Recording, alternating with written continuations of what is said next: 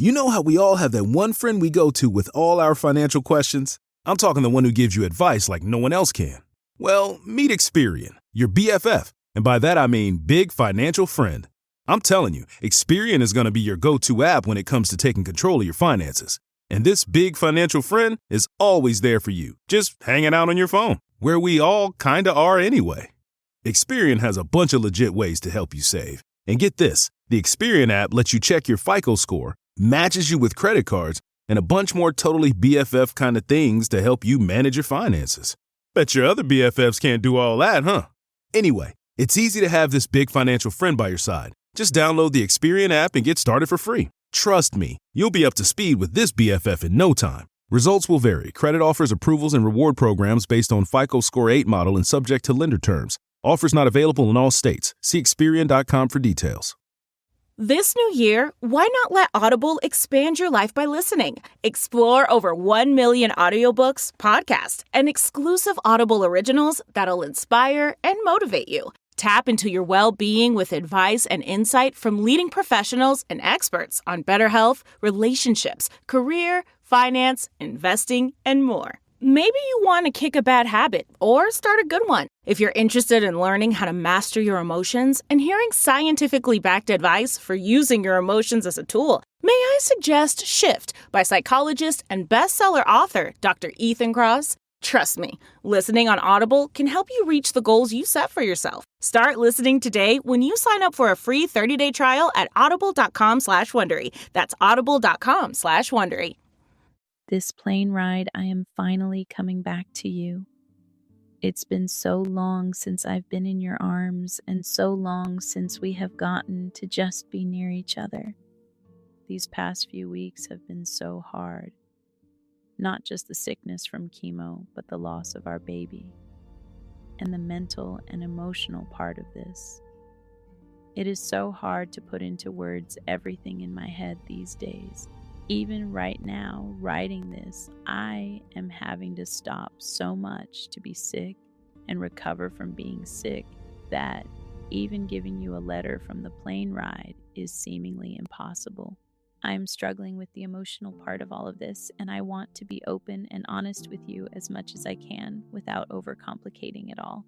I want to be with you so much right now, and I think there is a side of me that gets wrapped up in our love and what we have, so much so that I forget about our obstacles. I forget that we have to get through the kids that aren't waiting with open arms for any man in my life. That's not you specific. That's just because I made a promise just a few years ago to never bring another man into their lives again while they were in school, and I'm breaking my promise because I fell in love with you. I've never found it before you. It took all these failures and heartbreaks to get to you. Today on this plane, I am sad and feeling a little lost. I feel like I am sad about our baby and this stupid sickness. This sickness is the biggest part of me inside. I love you so much. There's so much to that email that was sent to me by Rachel in February of 2022. I'm going to unpack it for you in a minute. But first, a little bit of detail that'll help you connect a few dots, certainly career and cancer related at a minimum. Rachel claimed that over the fall of 2021, she was working as a real estate attorney.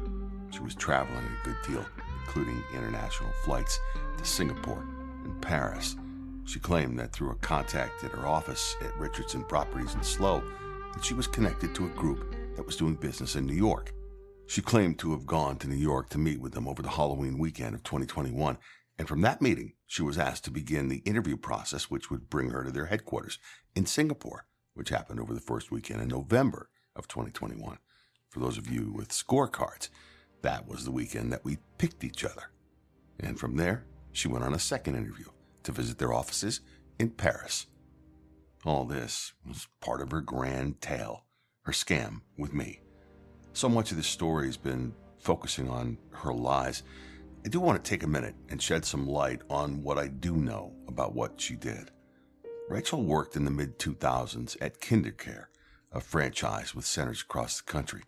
I mentioned to you that Rachel and Laura worked at KinderCare in Santa Clarita. One thing that I could never reconcile after we connected as a couple in 2021 is that while she was sick, I sent her a little bit of money here and there, nothing much, and as I've told you, this scam of hers with me wasn't about money. But what was difficult for me to reconcile is that when I would send her money, I did it through Venmo, and she had her transactions set to public. I remember seeing a bunch of incoming transactions that were coded as payments for babysitting.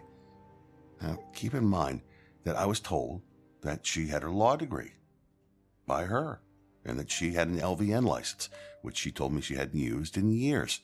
She wasn't working as a nurse.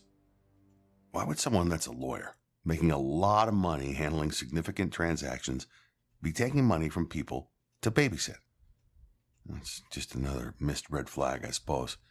Now, what's come to my attention in recent months as Mark navigates his divorce with Rachel and custody and these other ugly issues that he's having with Rachel is that I've received a lot of documentation, including tax returns.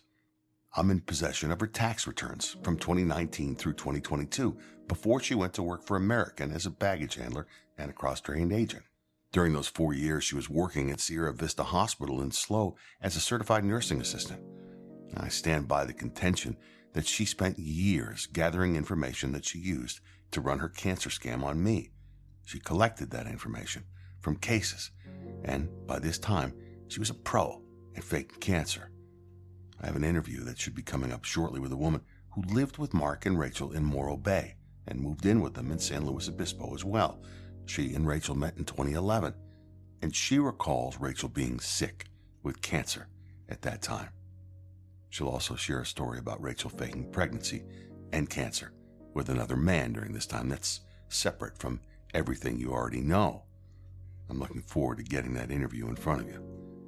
The Cancer Talk track was in play from 2011 through the day she was exposed in 2023.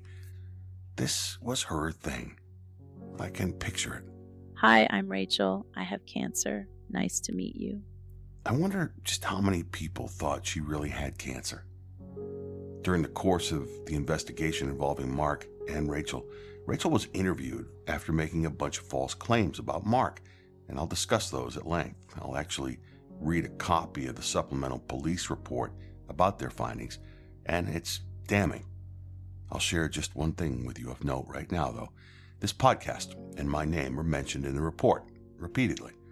Rachel went so far as to tell the police, There are a lot of things that are on his Instagram page that are twisted. Like, he is telling everyone that I told everyone that I was a lawyer.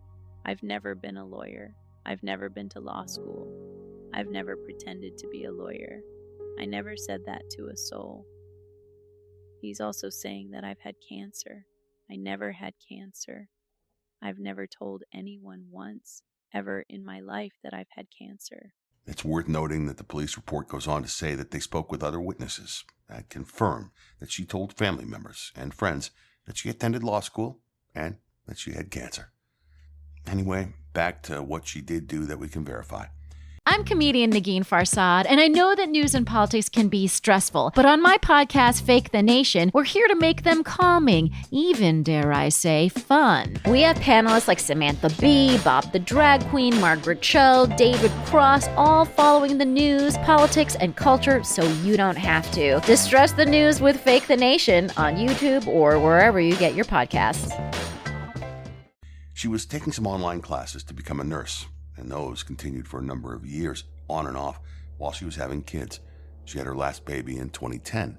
She would eventually earn enough credits to become an LVN.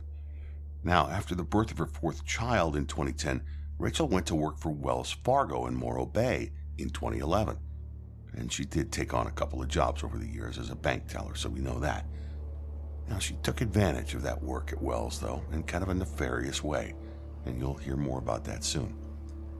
So, Rachel never went to law school, not even for a day, never graduated with an undergraduate degree, and she barely graduated high school, as I shared with you in an earlier episode.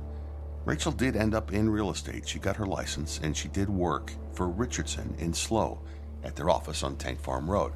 The firm has since changed names in recent years, and the only transaction that we can tie Rachel out to is the house that she purchased and still owns with Mark in Atascadero. A realtor with one transaction, that's a far cry from being a real estate attorney. Let's get back to that email at the beginning of the episode. She references the past few weeks being so hard. She was referring to starting chemo while in Mexico while being pregnant with our baby. She said that it had been so long since she was in my arms because she pretended to be stuck in Mexico with COVID, where she also suffered a miscarriage and the loss of our baby, which she was never pregnant with. Rachel claimed to have left slow on January 19th, and she was finally able to return on February 14th of 2022. As it turns out, she was indeed in Mexico on a family vacation with Mark and her girls, but she was home for weeks. She was only in Mexico for a week. She kept me thinking that she contracted COVID and miscarried while she was in Cancun. Just another in the series of lies and excuses as to why she couldn't see me. She was just enjoying a family vacation with her husband and her kids. Looking back now on this, there really were no limits to how cruel this all was. Every day, she invented something new to torture me with. That, of course, is the reason that she promised the girls to not bring another man around. Again, it's because she already had a husband that she lives with. Another day, another lie. When the series of lies that encompasses the fake pregnancy and the cancer all started, I begged Rachel to allow me to attend doctor meetings with her or to include me on calls. Really, anything so that I could be a part of the process. And on this episode, I'm going to take you through a few things that show you just how far she went with all of this. While in Mexico, she did tell me that she was starting the chemo pill, which would keep our baby safe. That didn't go as planned. She claimed to be sick and essentially staying in the bathroom for the entire trip with very limited exception. She indicated that she was worried about the constant sickness and how it could possibly impact the pregnancy. Of course, vomiting is a very violent act, and there was a fear that she could be harming the fetus somehow. On February 10th, she wrote to me and claimed that she was suffering serious cramping. She called for the doctor to come to the room. She indicated that the doctor would be bringing a portable Doppler unit to do an ultrasound and a check on the baby. The doctor arrived, and she texted me. I have some awful news. The doctor couldn't find a heartbeat. I'm so sorry, Harry, I lost our baby. That was a crushing blow, a tough message, and it left me feeling helpless. She was in another country, and I couldn't be there to provide any sort of support at all. Also, to add to the cruelty, don't you think losing our baby was perhaps worthy of a phone call? A very long one? She, of course, didn't have time for a call because she was frolicking in the ocean on vacation with her family, who thought that she loved them. Newsflash for you. She only loves herself. The doctor told her that the baby would most likely pass at some point over the next 12 to 24 hours naturally. She wrote to me at about 2 a.m. and indicated that the baby had passed and that she had her in her lap in a towel. This wouldn't be the only bad news to come that day. She wrote me and said that today had just been an awful day. Today has been awful. I'm holding our oh-so-tiny daughter because I don't want to leave her. She came out just a few hours before Robert Sr. passed. You remember what I told you, that she told me Bobby's father had passed away. She gave him COVID. Always the opportunist. She'd absolutely use this opportunity to kill two birds with one stone, so to speak. But stop and think about it for a second. The fake story of losing our baby wasn't enough to satisfy her on that day. She had to double down with another fake story. I know, she's crazy.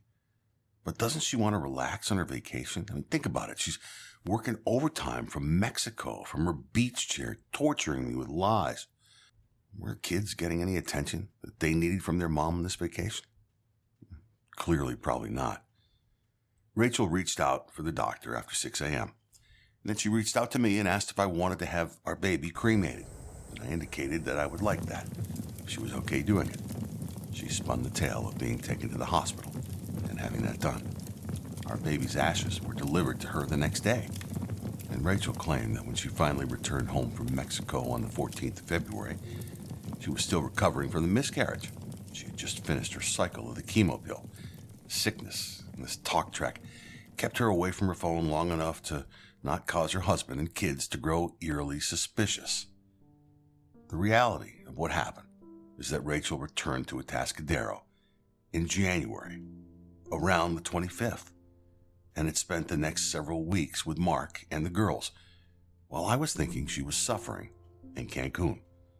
She and Mark spent Valentine's together. He had visited Mark's father on that day, and he has since passed as well, for real, not a Rachel death. I had already made my way back from Vegas to Atascadero to the home to suites next door to their home at this point, patiently or not so patiently waiting for her to arrive home. We made plans to see each other on the morning of the 15th. That was the day that I asked Rachel to marry me, and I gave her that ring. It wasn't all smiles and love, though. She handed me a small envelope with our baby's ashes inside of it. I had ordered a tiny urn, and together we put the ashes in the urn. I had used some time to write a few words about our daughter. I still have that urn with me. Matter of fact, it's in a box in the garage marked evidence. I am wondering just exactly what is in the urn. Again, I just want to pause here to talk about how much pain she needed to put me through. One must wonder, was it fulfilling the thrill of pushing the limits? It wasn't enough to tell me our fake baby had died. She came home with fake ashes.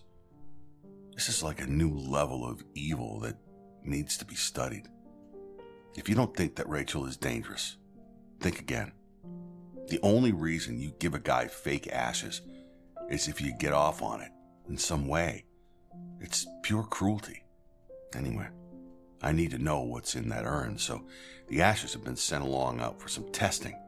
I'll report back to you through our social channels. I remained in Atascadero until the end of March. I ended up leaving because Rachel, who I believe was feeling stuck with me, while she was actually trying to live her real life, had made up yet another crisis. And this one was unthinkable. There are a lot of true crime podcasts out there, and I have 30 seconds to convince you why you should check out Crimelines. Crimelines is one of those shows that just lays it all out there. The backstory, the legal context, and details of cases you haven't heard before. If you hear about a true crime case and want to know what happened and why, you're my kind of listener. You can check out Crimelines wherever you get your podcasts. That's Crimelines, one word, and get ready to dive deep.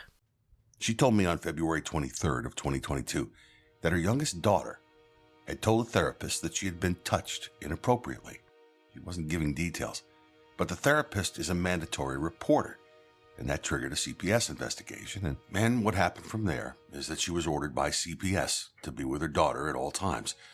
She couldn't leave her alone at all, with very few exceptions. Working was one, doctor's appointments with her oncologist, and anything cancer-related, or if Mark could watch her. In truth, she didn't have the guts to break off the relationship with me, so she invented a fake molestation of one of her children. I understand that truth is hard for some people, but would you make up a fake child molestation to avoid breaking up with somebody?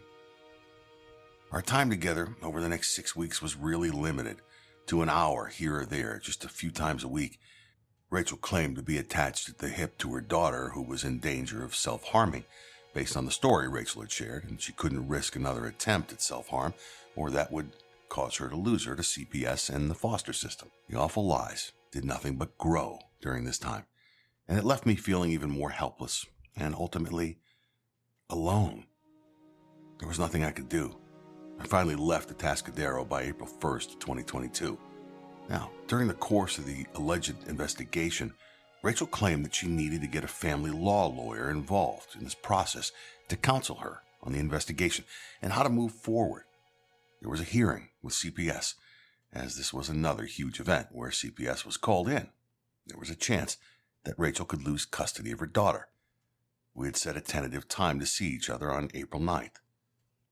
She went as far as to set up a meeting on April 8th, 2022, with this attorney, and she would take diligent notes at that meeting. This was a full court press to keep me thinking that we'd have little to no hope of seeing each other.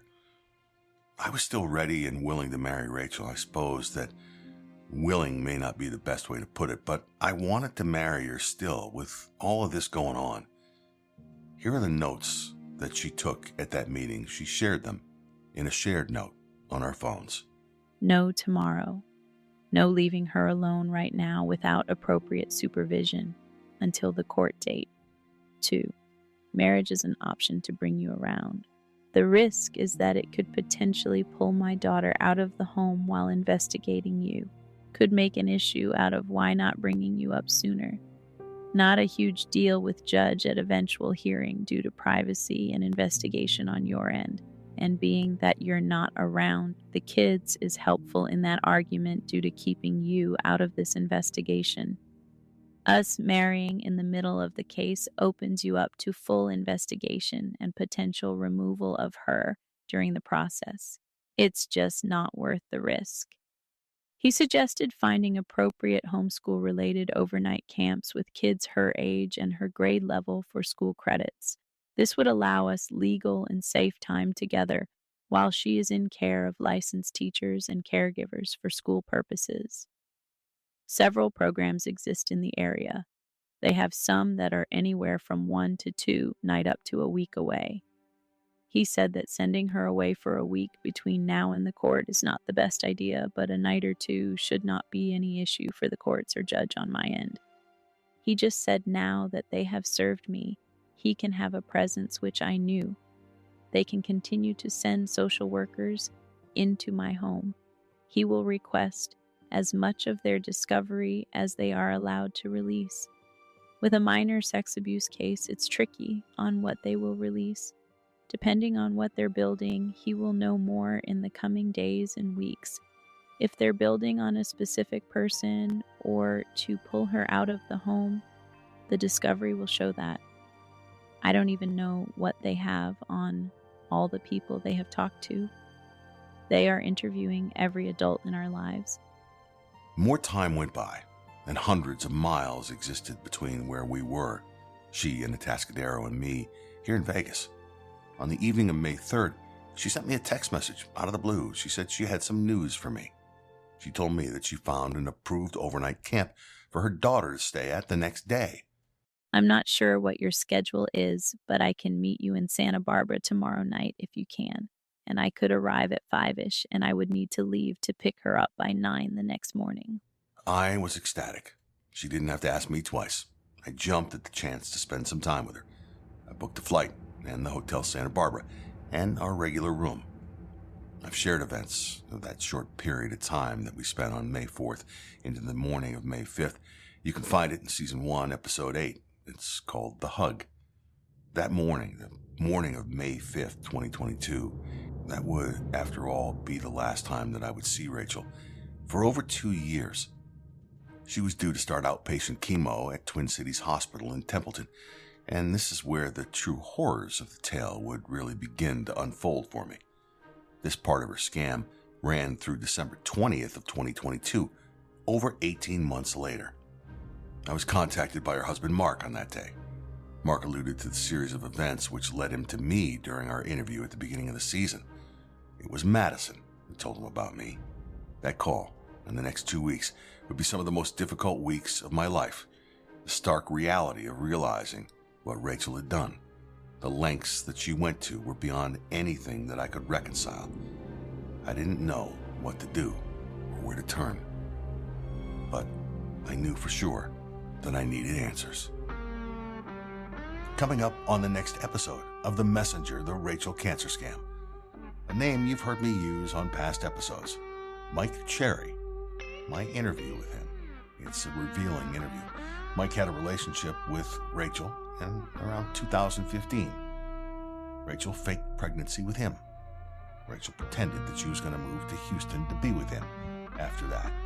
And you'll hear how that all unfolds next time on The Messenger, the Rachel Cancer Scam.